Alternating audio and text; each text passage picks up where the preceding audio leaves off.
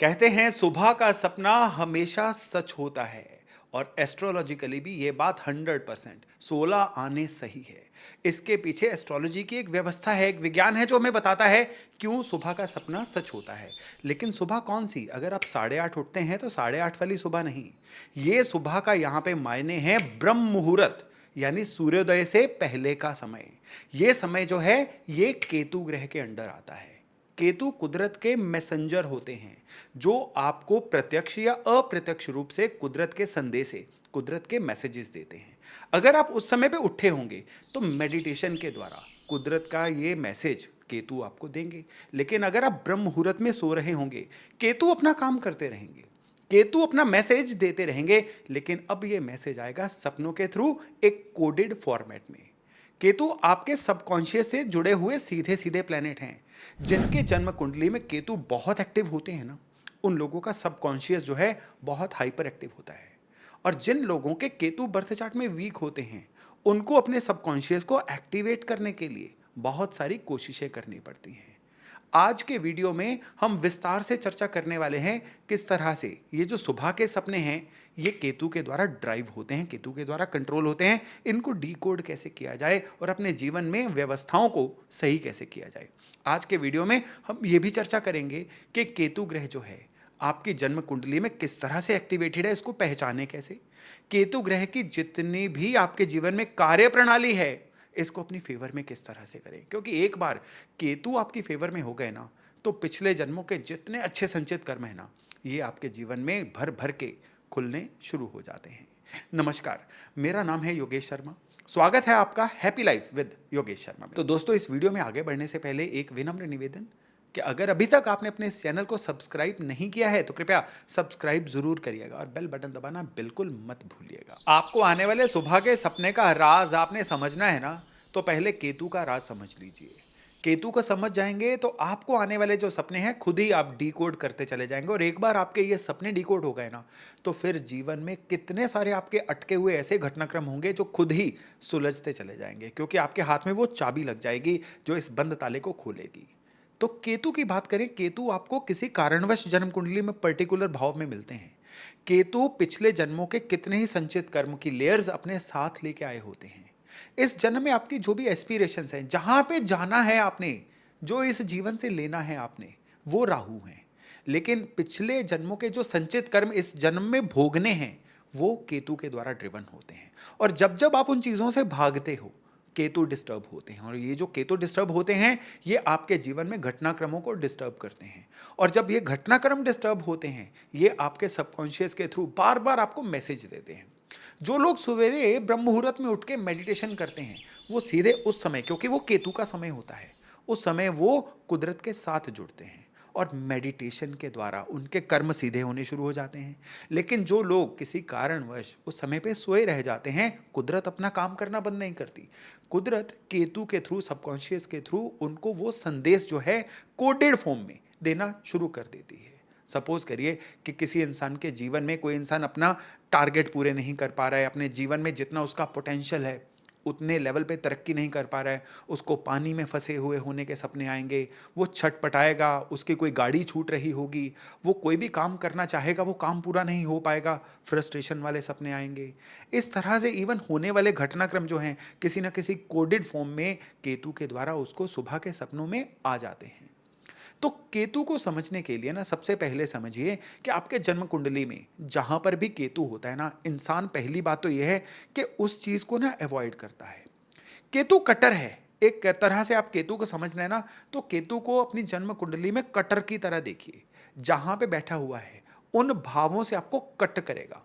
यानी सपोज करिए second house कुटुंब का भाव है, केतु यहां पे बैठा हुआ है, तो इंसान अपने परिवार से कट ऑफ सा हो जाएगा।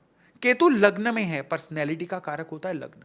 यहां पे केतु है तो इंसान जो है खुद ही उसकी ऐसी नेचर बन जाएगी, सभी से कटा कटा सा रहेगा, कटर। अभी केतु के और बहुत सारे एट्रीब्यूट है, लेकिन केतु को समझना है ना, तो पहले कटर के फॉर्म में समझिए। केतु किसी के पंचम भाव में है तो वो नया पढ़ने से, नया सीखने से, विद्या से, पढ़ाई से, इन चीजों से कटा कटा रहेगा। उसको ज्यादा एफर्ट करके पढ़ना पड़ेगा, बाकियों जितनी उसकी पढ़ाई स्मूथ नहीं रहने वाली है। केतु 7th हाउस में होगा, जिसको शादीशुदा जिंदगी का भाव बोलते हैं, तो ऐसा इंसान अपने जीवन साथी से थोड़ा कटा कटा रहता है, आइसोलेटेड रहता है। तो आप इस तरह से देखिए, सपोज करिए किसी का केतु 7th हाउस में है और वो अपने जीवन साथी से कटा कटा रहता है। कुदरत ने उसको ये फॉर्मेट दे के भेजा है कि उसको इस जन्म में अपने जीवन साथी को क्वालिटी टाइम देना है, लेकिन इस जन्म में केतु तो कटर है, वो उसको अपने गृहस्थी से पीछे मोड़ रहा है। अगर ऐसा इंसान गृहस्थी से पीछे मुड़ेगा तो जो ब्रह्म मुहूर्त का सपना है वो उसको शादीशुदा जिंदगी को सही करने के बारे में आएगा। अब ये कोड इंसान खुद देखेगा। केतु 10th हाउस में है ना, तो ऐसा इंसान क्या करेगा, नए तरीके से काम करना चाहेगा। अपने काम में जो काम का एक प्रोसेस होता है ना, उससे कटा कटा रहेगा। उसकी वजह से उसको काम कारोबार में परिवर्तन आते रहेंगे, या वो कहेगा जितना मेरा पोटेंशियल है उतना मैं अपने जीवन में कुछ कर नहीं पा रहा हूं। ऐसे इंसान के जो ब्रह्म मुहूर्त के सपने हैं, ये उसको काम कारोबार के सिलसिले में संदेश देंगे कि ये उनका दायित्व है, ये इस तरह से पूरा करेंगे तो उनके काम कारोबार की सारी टेंशनें दूर हो जाएंगी। या तो जन्म कुंडली में केतु को चेक करके अपने उस काम करने के तरीके को चेंज करिए, या फिर अपने सुबह के सपनों को डायराइज करना शुरू करिए। आपको केतु का वर्किंग पता चल जाएगी, अपने सपनों का भेद धीरे धीरे खुलना शुरू हो जाएगा। केतु खाली कटर नहीं है, केतु जो है ये सीखने के कारक हैं, सीखने के कारक। ध्यान से अंडरलाइन कर लीजिए मेरी इस बात को। केतु आपकी कुंडली में जहां पे भी होंगे, आप उस भाव की चीजों को जिंदगी में सीखेंगे, हमेशा पिछले पास्ट से सीख के फ्यूचर को बढ़िया बनाएंगे। जिनकी कुंडली में केतु बहुत अच्छे होते हैं ना, वो अपनी पुरानी गलतियों से सीखते हैं, वो जीवन में हर इंसान से सीखते हैं, जीवन में हर बीतता दिन उनको बेहतर बनाता चला जाता है। लेकिन जिनके केतु खराब होते हैं, वो जीवन में जितने मर्जी उम्र में बड़े हो जाएं, वो सीखते नहीं हैं। आपने कई ऐसे यंग लोग भी देखे होंगे जो बहुत ही ज़्यादा एनर्जेटिक हैं, बहुत ही पुरानी चीज़ों से सीख के अपनी उम्र से डबल वाला अच्छा बिहेव कर रहे हैं। लेकिन आपने कुछ ऐसे बुजुर्ग भी देखे होंगे कि जिनके बाल सफ़ेद हैं, चेहरे पे झुर्रियाँ आ चुकी हैं, लेकिन कोई भी सयानों वाली बात नहीं होती। जो गलतियाँ उन्होंने अपनी यंग एज में की थी, बार बार वो गलतियाँ दोहराते चले जा रहे हैं।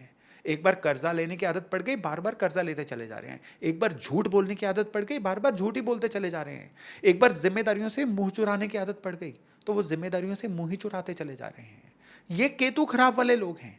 अब आप अपने आसपास वाले लोगों का जज करिए, किनका केतु अच्छा लग रहा है, किनका केतु खराब लग रहा है। एक मैंने केतु का एट्रीब्यूट आपको कटर वाला बताया, दूसरा आपको केतु का एट्रीब्यूट कौन सा बताया, वो लोग जो अपनी गलतियों से सीखते हैं, ये अच्छे केतु वाले लोग होते हैं। और यही नहीं, आप पिछले जन्मों के जितने इनहेरेंट टैलेंट लेके आए हुए हैं, जितने भी आपका ये कौन सा जन्म है सीक्वेंस में, ये बताना मुश्किल है, लेकिन इतना पक्का है कि पिछले जन्मों की कितनी ट्रेसेस आपके सबकॉन्शियस माइंड में हैं।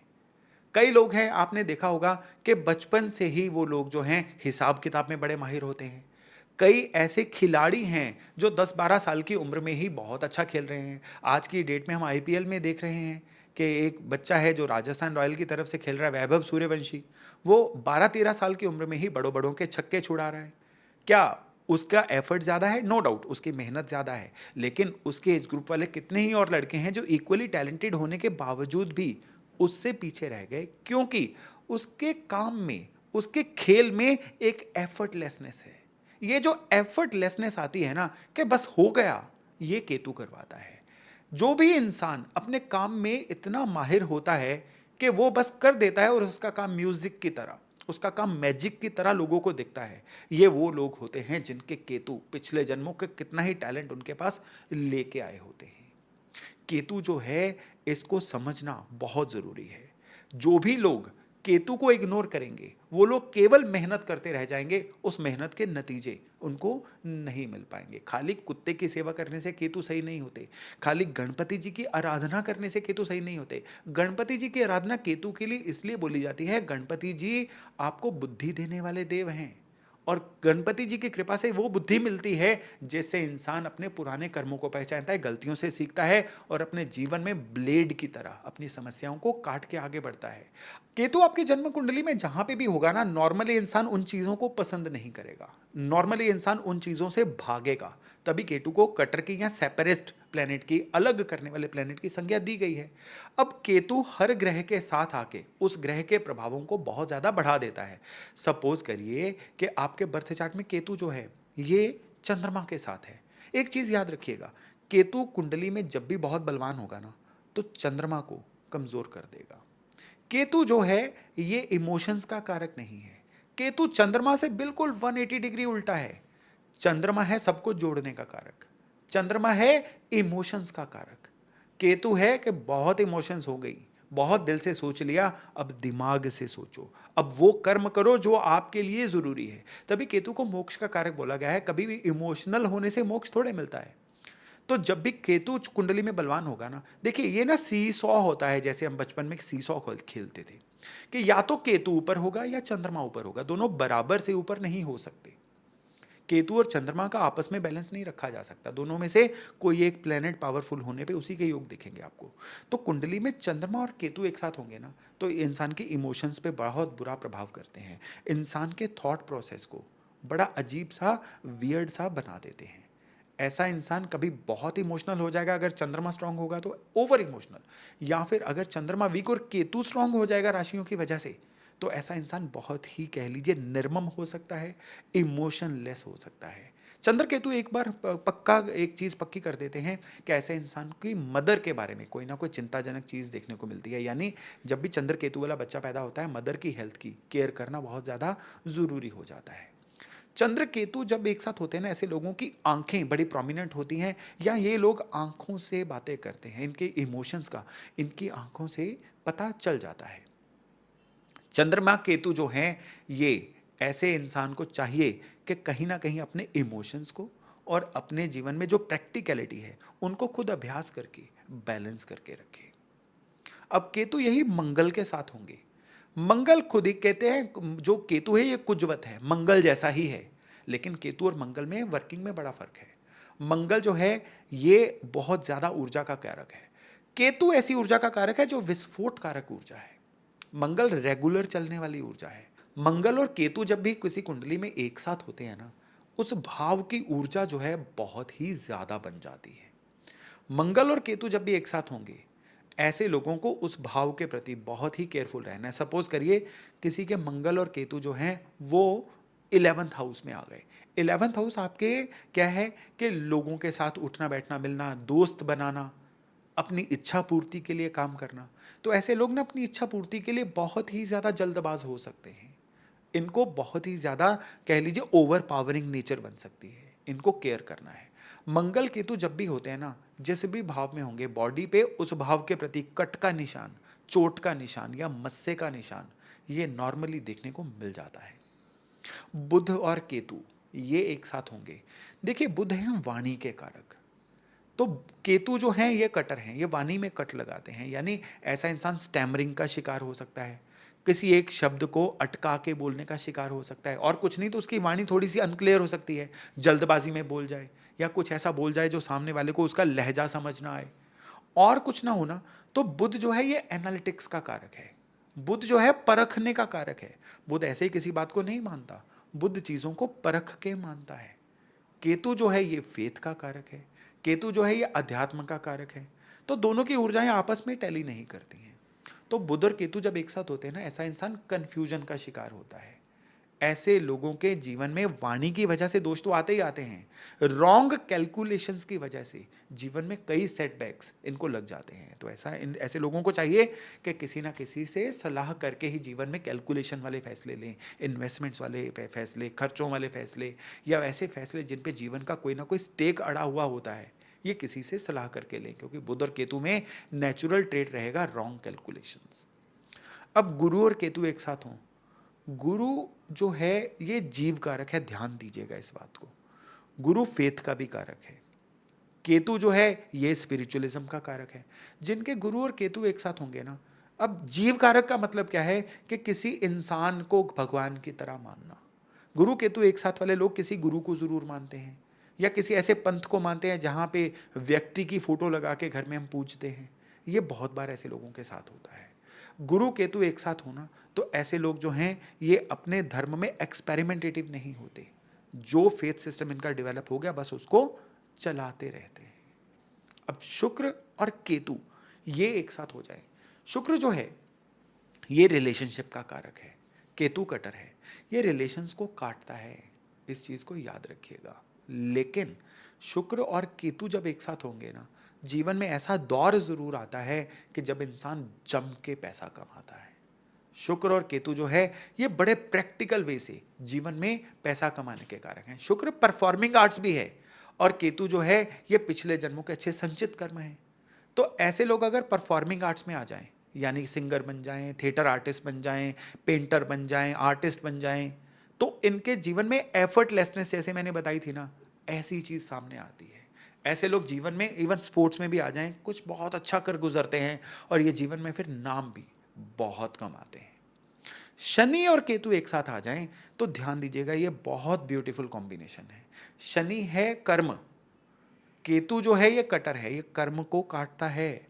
यानी ऐसे लोग, सबसे पहले तो शनि केतु वाले जो लोग हैं ये किसी का ऑर्डर नहीं ले सकते। शनि केतु वाले लोगों को अपने जीवन में खुद का काम करना भाता है। जितनी देर तक ये किसी के अंडर काम करते रहेंगे ये अपना बेस्ट दे ही नहीं पाएंगे। ये अपना बेस्ट केवल तब देंगे जब ये खुद काम करेंगे। और अगर ये नौकरी वगैरह करना शुरू हो जाए तो फिर एक चीज़ याद रखिएगा, इनके जीवन में नौकरियां चेंज होती रहती हैं, इनके जीवन से नौकरियां छूट जाती हैं या ये खुद नौकरी को छोड़ देते हैं क्योंकि इनसे ऑर्डर नहीं लिया जाता। शनि केतु जब एक साथ होते हैं, केतु अध्यात्म का कारक है, शनि कर्म है। अध्यात्म वाले कर्म, कोई प्रीचर बन सकते हैं, एस्ट्रोलॉजर बन सकते हैं, ओकल्ट साइंस में कुछ भी अच्छा कर सकते हैं, या फिर शनि केतु वाले एक साथ हों तो किसी भी काम को नए तरीके से करना ये इनको बहुत अच्छे आता है। ये जितने भी आर्टिफिशियल इंटेलिजेंस में अच्छे लोग प्रॉम्प्टिंग करते हैं या अच्छे कोडर्स जो होते हैं, अच्छी वेबसाइट्स क्रिएट कर देना, अच्छा क्राफ्ट बना देना, ये सारे शनि केतु वाले लोग होते हैं। अब अगर बात करें सूर्य केतु की, तो सूर्य और केतु का जो योग है ना, सूर्य जो है ये आपका लोगों को दिखना होता है, केतु का एक कारक झंडा भी होता है। तो सूर्य और केतु जिनकी कुंडली में एक साथ होते हैं ना, ऐसे लोग नेम एंड फेम बड़ा कमाते हैं। ऐसे लोग जो हैं ये जीवन में बहुत ही ज़्यादा, आप कह लीजिए कि एक प्रोमिनेंट बन जाते हैं। हाँ, अगर ये किसी गलत जगह पे हों, कुंडली में गलत भाव में हों, तो फिर ये विख्यात की जगह पे कुख्यात भी हो सकते हैं। लेकिन सूर्य केतु नाम को तो अपलिफ्ट करेंगे ही करेंगे, इतना पक्का है। और सूर्य केतु जब भी कुंडली में एक साथ होते हैं ना, तो ऐसे लोग ओवर प्रैक्टिकल बन जाते हैं, इमोशंस के इनके जीवन में कोई जगह नहीं होती और ये बहुत ज़्यादा दिमाग से सोचते हैं, दिल से नहीं सोचते हैं। तो इनको चाहिए कि कहीं ना कहीं अपने चंद्रमा को भी स्ट्रॉन्ग करके रखें, चांदी पहने, ताकि इनके जीवन में इमोशंस की भी एक जगह बनी रहे, बिल्कुल इमोशनली सूखे हुए इंसान ना बन जाए। तो आप इस तरह से देखिए किस तरह से केतु हमारे जीवन को ड्राइव करते हैं। जिस भी भाव में होंगे उस भाव के प्रति संचित कर्म आप साथ में लेके आए हुए हो। केतु जिस ग्रह के साथ होंगे उस ग्रह की वर्किंग को अपने तरीके से ये ट्वीक कर देते हैं, चेंज कर देते हैं। और जब आप इनके एट्रीब्यूट से दूर भागते हो ना, फिर यही केतु ब्रह्म मुहूर्त में आके आपको मैसेज देते हैं। जग रहे हो तो मेडिटेशन के थ्रू देंगे, सो रहे हो तो सपनों के थ्रू देंगे। तो इस तरह से केतु को आप अपने जीवन में डिकोड करिए। इससे क्या होगा, आपके जीवन में आपका पेंडिंग कर्म क्या है ये भी डिकोड होगा। इससे क्या होगा, केतु की जितनी भी आपके जीवन में नेगेटिविटी आती है, नेगेटिविटी क्यों आती है केतु की, केतु दरअसल नेगेटिव प्लेनेट नहीं है, लेकिन नेगेटिविटी तब देते हैं जब केतु द्वारा बताए गए रास्ते से आप रास्ता हट जाते हो। तो केतु का रास्ता पकड़ने का तरीका मैंने आज आपको बताया, इसको अपने जीवन पे अप्लाई करके देखिए, फिर देखिए कि अकेले केतु किस तरह से टॉर्च का काम करते हैं, आपको अंधेरे में रास्ता दिखाते हैं और आपकी परेशानियों से आपको निकालते हैं। तो चलिए अभी अपनी वाणी को विराम देता हूं और वायदा करता हूं किसी अगले एक वीडियो में और अच्छी इंफॉर्मेशन के साथ आपसे दोबारा मिलने का। तब तक अपना खूब ध्यान रखिएगा। नमस्ते।